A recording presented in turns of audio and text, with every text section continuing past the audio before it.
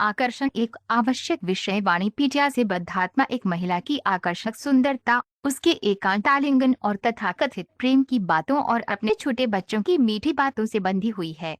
इस प्रकार व्यक्ति अपनी वास्तविक पहचान भूल जाता है। नारी प्रेम पुरुष के मन को आंदोलित करने के लिए ही है।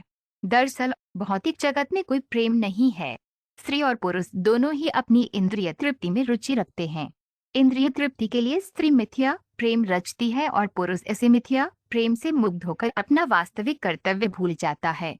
एक महान आचार्य यमुनाचार्य ने कहा कि जब से उन्होंने भगवान की आकर्षक लीलाओं को देखा है, तब से यौन जीवन का आकर्षण उनके लिए घृणित हो गया है और केवल यौन आनंद के विचार से ही उन्हें थूकने और अपना चेहरा मोड़ने का मौका मिलता है।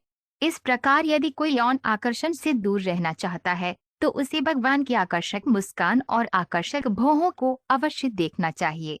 श्रील प्रभुपाद की पुस्तकें, व्याख्यान, वार्तालाप और पत्र इस आवश्यक विषय की व्यापक प्रस्तुति प्रदान करते हैं, जैसा कि वाणी कोट्स चार्मिंग श्रेणी में देखा जाता है।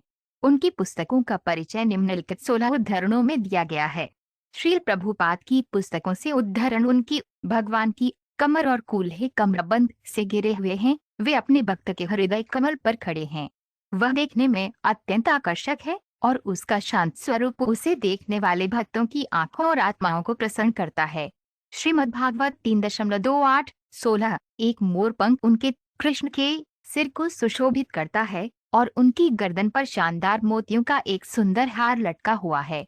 जब वो अपनी मनमोहक बांसुरी को अपने होठों से लगाते हैं तो उनका चेहरा शरद ऋतु के चंद्रमा के समान सुंदर दिखता है। ऐसी सुंदरता से कामदेव को मंत्रमुग्ध करने वाला मदन मोहन मेरी आंखों में उसे देखने की इच्छा बढ़ा रहा है। चैतन्य चरितामृत अन्यता लीला 15.63 भगवान की आकर्षक भौहें संतों और भक्तों को भौतिक वासना और यौन आकर्षण से मोहित होने से बचाती हैं।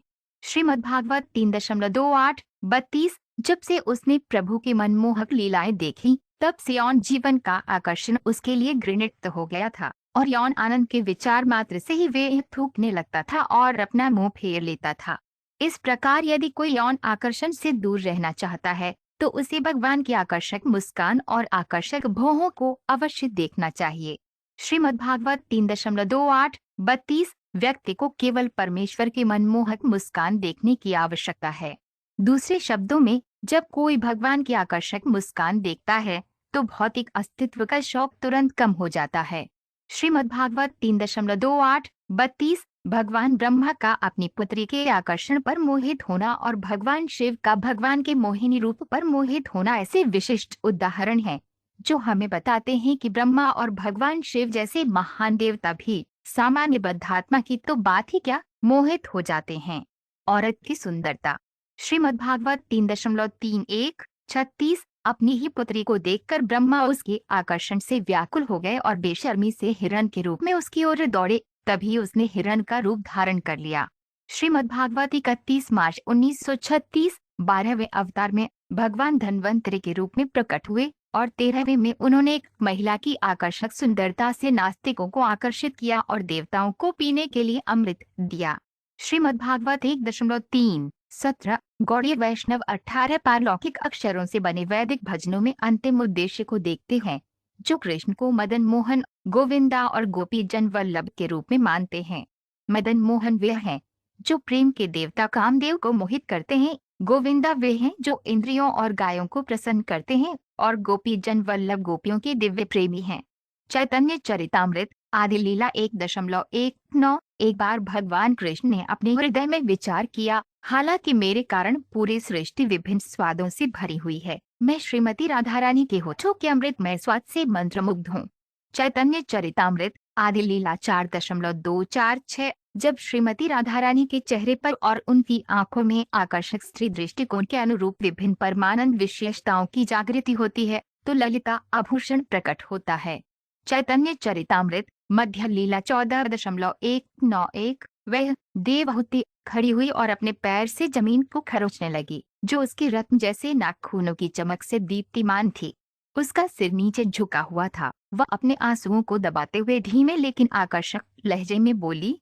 श्रीमद्भागवत 3.23-50 उसका देवहूति का मुखमंडल चमक रहा था, सुंदर दांत और आकर्षक भौहें थीं। सुंदर नामकोनों से पहचानी जाने वाली उसकी आंखें कमल की कलियों की सुंदरता को मात दे रही थीं। उसका चेहरा काले कर्लिंग बालों से घिरा हुआ था। श्रीमद्भागवत 3.23 कमल के फूलों की सुगंध से हंस, बत्तख, जल मुर्गियां और सारस जैसे जलीय पक्षी अत्यधिक उत्साहित हो जाते हैं और भंवरों की मनमोहक ध्वनि से हवा भर जाती है। श्रीमद्भागवत 5.17 दुनिया के इतिहास में ऐसे कई उदाहरण हैं जब एक महान विजेता क्लियोपेट्रा के आकर्षण से मोहित हो गया। स्त्री की मनोरम शक्ति और उस शक्ति के प्रति पुरुष के आकर्षण का अध्ययन करना होगा। ये किस स्रोत से उत्पन्न हुआ था? वेदांत सूत्र के अनुसार हम समझ सकते हैं कि सब कुछ भगवान के परम व्यक्तित्व से उत्पन्न हुआ है। श्रीमद्भागवत 3.31-38 एक योगी को इसी प्रकार भगवान श्रीहरि की सबसे दयालु मुस्कान का ध्यान करना चाहिए। एक ऐसी मुस्कान जो उन सभी के लिए जो उन्हें प्रणाम करते हैं तीव्र दुख के कारण उत्पन्न आंसुओं के सागर को सुखा देती है। योगी को भगवान की धनुषाकार भौं पर भी ध्यान करना चाहिए जो संतों की भलाई के लिए काम देवता को आकर्षित करने के लिए उनकी आंतरिक शक्ति से प्रकट होती हैं। श्रीमद्भागवत 3.28-32